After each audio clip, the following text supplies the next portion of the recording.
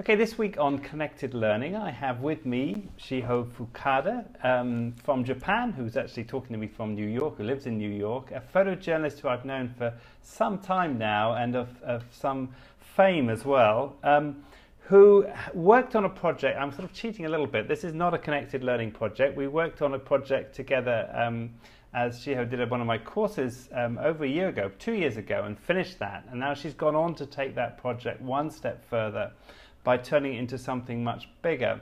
And I want to talk with you really about that whole process, Shiho, how you started from the very start when you first went into multimedia journalism, you know, the kind of main challenges, and then what you've done in this past year, because in this past year you've taken this project which you got to a reasonably good standard and then really pushed it to a very high level. And we'll be linking to that on the page, and we'd love to hear what other people think about it. But maybe we could start with you just introducing yourself. Tell us a little bit about you and your background, and then we'll start talking about the project. Okay. Hi, thank you for having me today. So I'm a photojournalist of 10 years experience. I started working in New York as a daily newspaper photographer, and then started doing more like personal project, midterm, long-term project. And then I moved to China in Beijing in 2008, taking mostly assignments, again, working as a photojournalist, and then moved back to New York 2 years ago. And so tell us a little bit about this project, because this project started, I mean, you've got enormous amounts of experience as a photojournalist, worked for some of the top publications in the world before you started this. So what was it that sort of drove you to want to think about multimedia journalism, in particular, you know, doing it yourself? Because one of the things that you've done is learned the skills from start to finish, and this is very much about what this course is about as well. So what kind of drove you to do that, and how do you think it's kind of changed your way of storytelling? Right. So I have done audio slideshow experience before, you know, taking pictures and also record sound only. But this project is the first time I actually tried the video as well. But when you look at the final project on the Mediastorm side, it consisted of 3 parts, and the third chapter is actually only audio slideshow, photos and audio only. So that's partly because that's the first chapter that I worked with. So when I worked on that chapter, I only photographed, and then I did the audio interview, and I didn't shoot any video. But later on, when I progressed my project to the chapter 1 and chapter 2, I started taking videos because, you know, initially started as a portrait series. I realized that I needed more than audio. I thought that, you know, shooting the video and actually like letting them tell their stories in their voice in front of the cameras, and was more powerful way to communicate the story. To be brief, like the chapter 1 is about the white-collar workers in Japan who overwork to suicide. So it's mainly about, the photographical, it's mainly about the portrait series of the widows who lost their husbands from overwork. So I was taking portraits of these widows, and then their story was so powerful that I felt like I really need to, you know, take a video of them. And visually, it was challenging just to be photographed because the subject had already passed away. And a lot of the things that they're talking about is like a, you know, past account, like how much he worked, or like, you know, the mental state of like how depression affect people, like, you know, stuff like that. So I felt like, okay, I needed to have extra, you know, visual help. Yes, that's why I started to shoot the video for the chapter 1. And also chapter 2 was about these part-time workers who can't afford to live in the apartment because they get paid so little. So again, I was shooting the portrait at the beginning with them and their, you know, internet booth that they're living in. But then again, I saw the video communicates more of like the space they live in, the cleanliness and the feeling of the space. So that's why I started shooting the video. Sure. Now, I think what's fascinating about this project is that you took a course, you learned the skills, and you had a go at doing it yourself. And you did come up with, with quite a reasonable final project, but you weren't happy with that. And you took it further, and you then decided to work with other people, to collaborate with producers and editors and other people to try to bring it to the next level. Can you tell us a little bit about what sort of drove you to that decision? Why you didn't just stick with it or continue with it by yourself? Because we've been discussing this quite a lot on Connected Learning about, when is it best to do it by yourself and when is it best to work in a team and bring in experts? And obviously you're trying to work at the very highest level. And in order to get there, you've taken this extra step by deciding to collaborate with other people. And what drove you to do that? Right. So shooting and audio recording was all done by myself on the location work, and when it came to the final editing part, it was like the most challenging to me. I'm not a good editor, and I tried editing by myself, and so many times there are so many different versions of these videos, but I was not happy with it. So I realized I really need to bring in experienced editor to put the work together, because the editing makes a huge difference. And can you tell us a little bit about the way that you've managed to create sort of multiple products of this, because it hasn't just ended up in one place. There's is it a Pulitzer Center grant that's gone towards this? I presume I saw the Pulitzer Center logo on it, and also you've worked with NBC and you've worked with the Global Post, Mediastorm as well. How did that work? Because what you seem to have managed to do is take this one project, which you've obviously put a huge amount of work to, and then create all these sort of multiple elements of it. And I'm presuming it's gone out in print as well. Right, yeah, it did. So interesting thing about the project was, I had the photo elements and I had the video elements, and I also have the website that has text and infographics and stuff like that, which I created for the class that I took with you.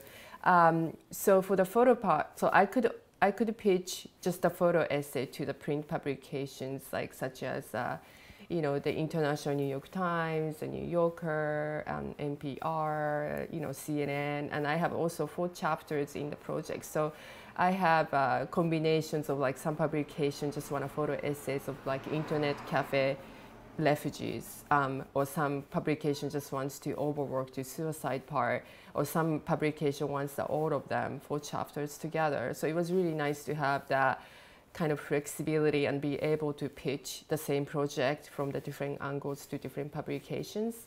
And when I had a video, the same thing, like I have 4 chapters of videos, and I was able to pitch the women's part to Global Post, and Global Post through NBC, stuff like that. So I would say one of the best thing that I shot video was for me to diversify the number of the clients that I can pitch to, not just the photo publication, but also the clients who take video. And also because I had the video interview, I can write well because I have the extensive recordings of the interviews that I can work with. So that worked really well. I mean, I think that's something that people don't often think about. This is also, there's good financial reasons for going down this route, as well as, the storytelling and the other sort of narrative skills that you can, or narrative opportunities that you can have with going with multimedia as well as doing with stills. Now, these videos that we're making are aimed at sort of learners, people who are starting out for the first time, mainly photographers who are getting into multimedia for the first time. What would you say are the key sort of, what should I say, the key difficulties that you faced, and how did you overcome them in terms of going from one to the other, from being a stills photographer to branching out and being able to produce really sort of good quality multimedia to go along with the still photography?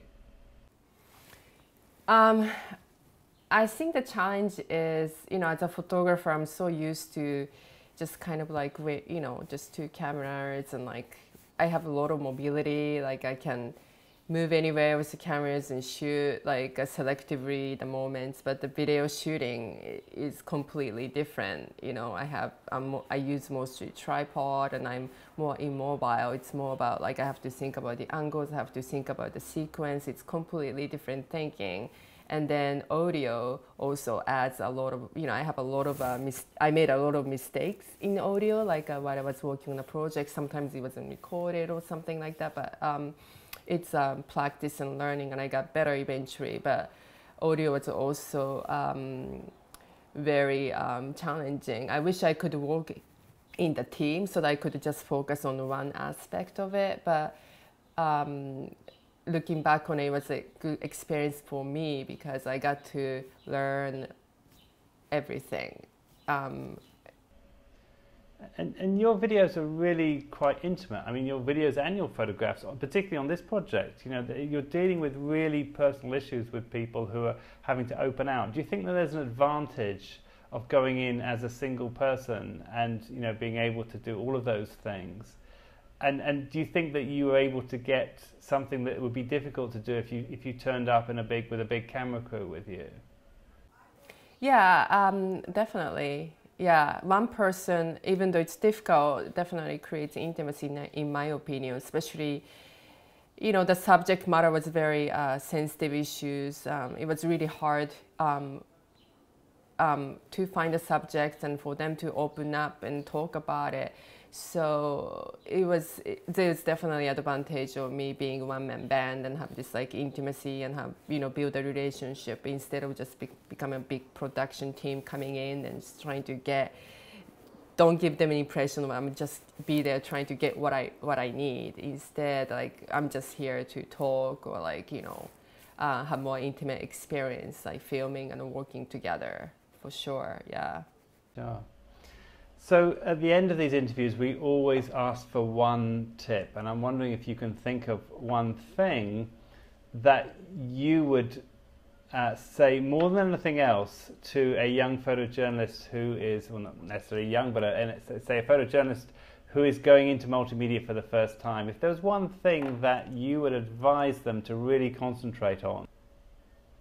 You know, this kind of project takes a long time, and I like to emphasize know your story really well. Like the research before you even start shooting is so important, especially like when the more complicated the story, because when you add audio, when you add video, when you add photos, when you add the infographics, when you add text, like when you add more layers, you need more depth to the story. And you know, make sure that the story is really solid and good and well researched. You know it well, so that you can develop and, you know, people, you know, be a really good journalist before you, you know, I would emphasize being a good journalist part more than like, you know, photographer or videographer part. You know, I think it's very important.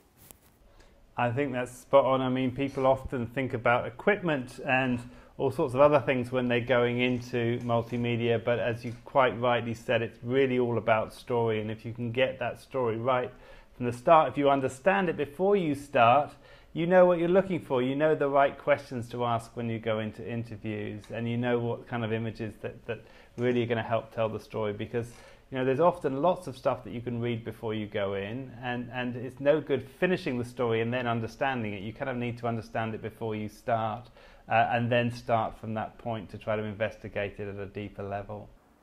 Absolutely, and yes, with the photography, if it's just a photo essays, like being visual, it's so important. I think a lot of us like are gravitated towards like beautiful, you know, dramatic and exotic visual story. But if we have the tools, like so many tools like audio, video, and you know, all these multimedia tools, then utilize it. You can, you know, I think we can work on more stories that's not necessarily visual and tell a good, strong story if you know the strengths of each media. That's great, Shiho. Thank you so much for your time tonight. It's been great to talk to you again. And I'm going to put a link to the project. I'm hoping everyone's going to have a look at it, and you're going to get back to us with your comments Tell us what you think, once again, thank you very much, Shiho. Thank you.